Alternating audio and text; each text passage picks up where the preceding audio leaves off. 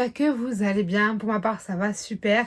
Je suis très heureuse de vous retrouver aujourd'hui dans ce tout nouvel update lecture. Alors aujourd'hui, vous allez voir, on va parler fantasy à foison puisque je suis de retour dans ma passion fantasy. Non, honnêtement, bon, j'ai toujours aimé ça, mais c'est vrai qu'il y a des phases où je suis beaucoup plus romance et il y a des phases où je suis purement et simplement fantasy.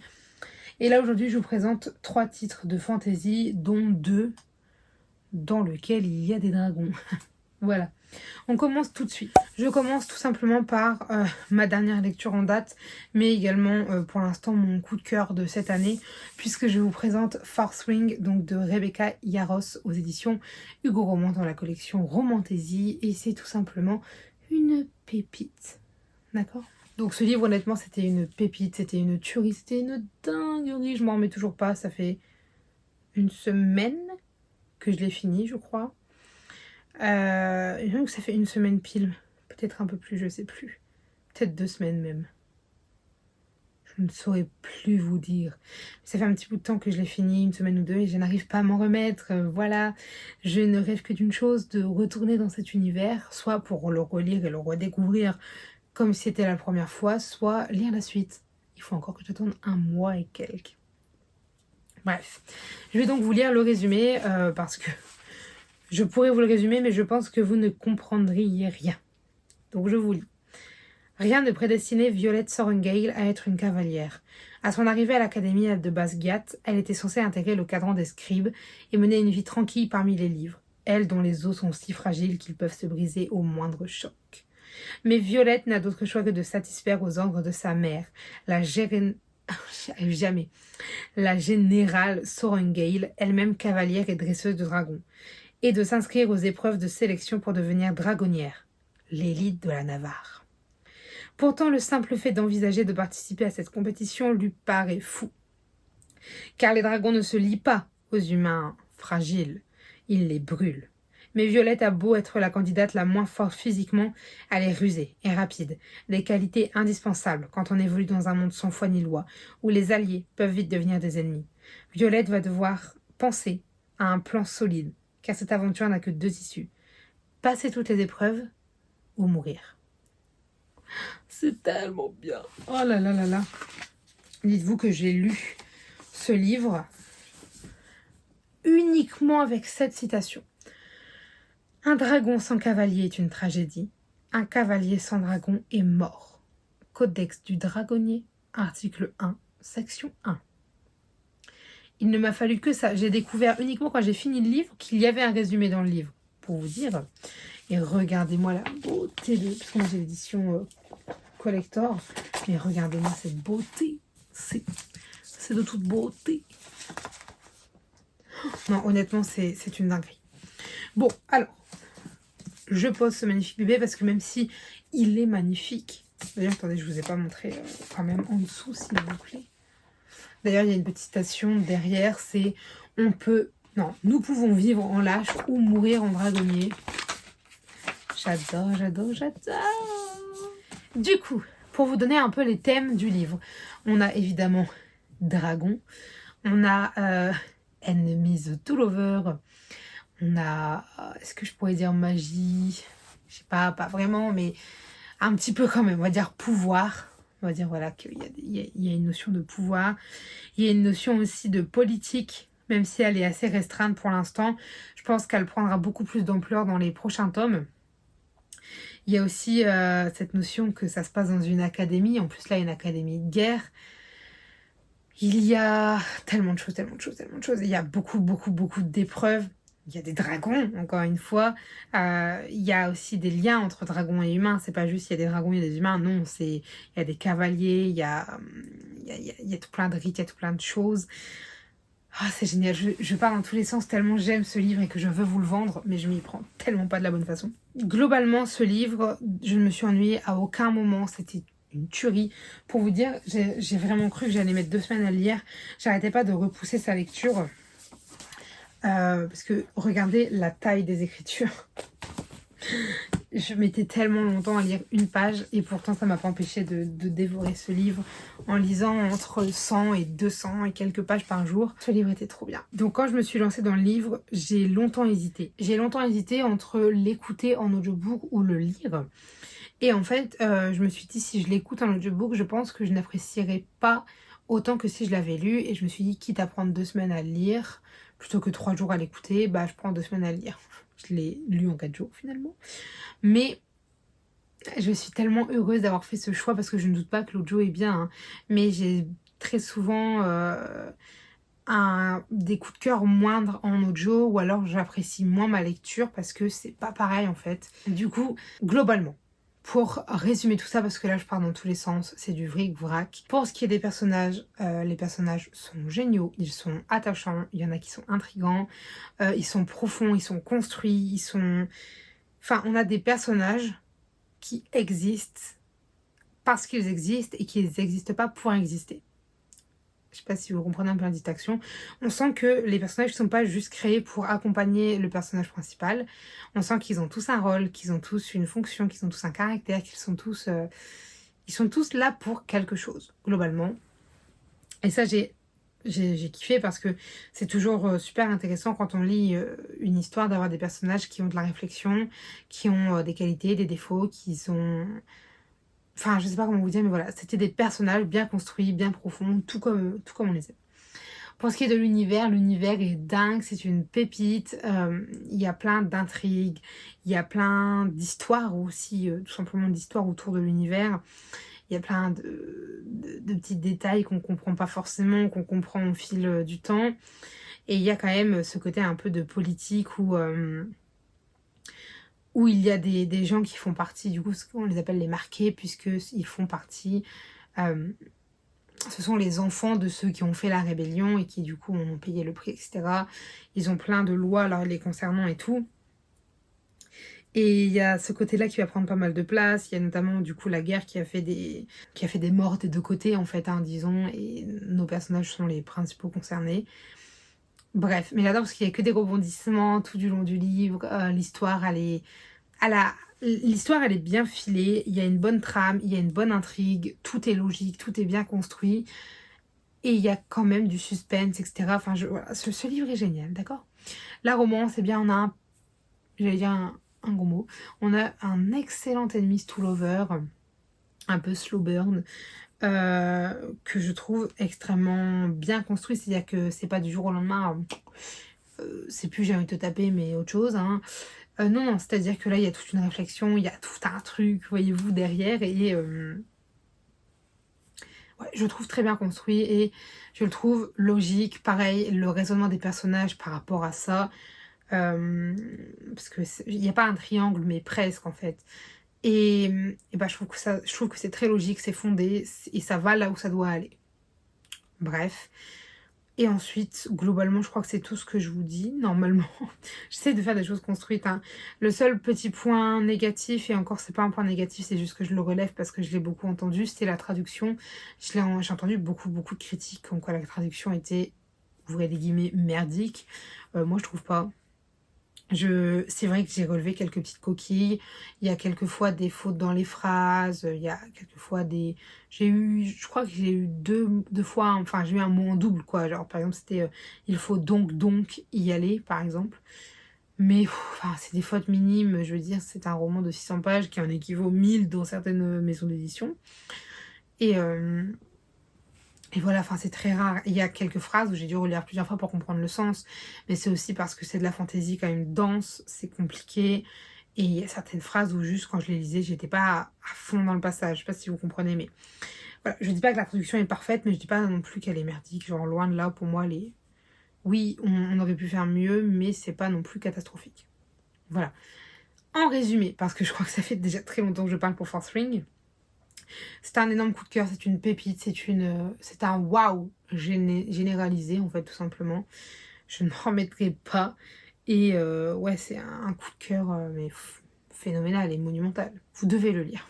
Voilà. Prochain livre, je vous parle de Damsel, la demoiselle et le dragon, écrit par Evelyn Sky aux éditions Stardust. Enfin, du coup, Hugo Roman dans la collection Stardust. Alors, on va suivre Élodie, donc, qui n'a jamais rêvé d'un somptueux palais ni d'un charmant prince. Elle est l'héritière du duché d'Inofé, qui est frappé malheureusement par la famine depuis des années. Son souhait le plus cher, c'est la survie de son peuple. Alors, lorsqu'un représentant d'un prospère royaume voisin offre à sa famille suffisamment de richesses pour sauver Inofé en échange du mariage d'Élodie avec leur fils, celle-ci accepte sans hésiter. Parachutée dans le royaume d'Auréa, Élodie est rapidement séduite par la splendeur des lieux et la gentillesse de son fiancé, le prince Henri. C'en est presque trop beau pour être vrai, mais bientôt la réalité se fissure et la jeune femme va comprendre le secret qui se cache sous la carapace vernie de ce royaume maudit. Voilà, ceux qui ont vu la bande-annonce Netflix, vous savez très bien, on se sait, hein, ce qui va se passer. Après, c'est un peu dans le titre, honnêtement. Mais du coup, pour ce qui est de ce livre, j'en ressors. En fait, j'accorde trop facilement mes coups de cœur. C'est-à-dire que je dis qu'un livre est un coup de cœur quand je l'ai vraiment beaucoup aimé. Mais par exemple, un coup de cœur, c'est un livre comme Force Wing où quand j'en ressors, en fait, j'ai un peu ce vide en moi en me disant « Oh non, je quitte ce livre ». Ce que j'ai pas eu avec Damsel, du coup... Je vais revoir mes jugements et je vais simplement vous dire que c'était une excellente lecture. J'ai eu beaucoup de mal parce que j'appréhendais un petit peu de pas trop apprécier. Je m'attendais à ce que ce soit une lecture bof. Et finalement, voilà, j'ai vraiment bien aimé. Puisque je trouve que le personnage d'Élodie dans le roman, si vous avez vu la vidéo du livre au film, vous comprendrez. Mais dans le roman, le personnage d'Élodie, il est construit, il est réfléchi, il est logique aussi. Et toute l'intrigue qu'il y a autour de l'histoire, c'est génial. Enfin, globalement, pour vous faire un peu les sujets. On va parler de quoi? On va parler du coup de famille, de mariage arrangé, de royauté, de dragons, de survie et d'histoire. Histoire avec un grand H, donc l'histoire. Et c'est un peu tout ce qui va rythmer ce livre, c'est-à-dire démêler le vrai du faux, comprendre des choses et survivre, bien sûr. Du coup, les personnages, comme je vous disais, donc le personnage d'Élodie, je le trouve génial. Il est bien fait, il est bien construit, etc. Rien à redire. Ensuite, pour ce qui est des personnages secondaires, ils sont tous crédibles, ils sont tous bien faits. Le personnage de la belle-mère, je le trouve génial parce que dans le livre, on y croit. C'est-à-dire que la manière dont elle est dépeinte, la manière dont elle agit, puis au fur et à mesure comment en fait elle va évoluer, tout ça, entre guillemets, puisqu'on ne voit pas de réelle évolution nous, mais on le comprend dans les actes, etc.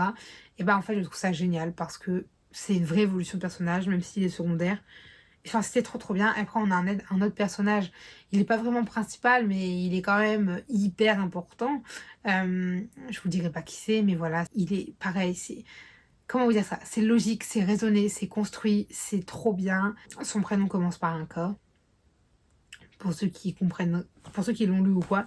Et enfin bref, tous les personnages sont bien construits. Pour ce qui est de l'histoire, j'ai adoré parce que en fait je me suis pas ennuyée un seul instant alors que je pensais honnêtement m'ennuyer.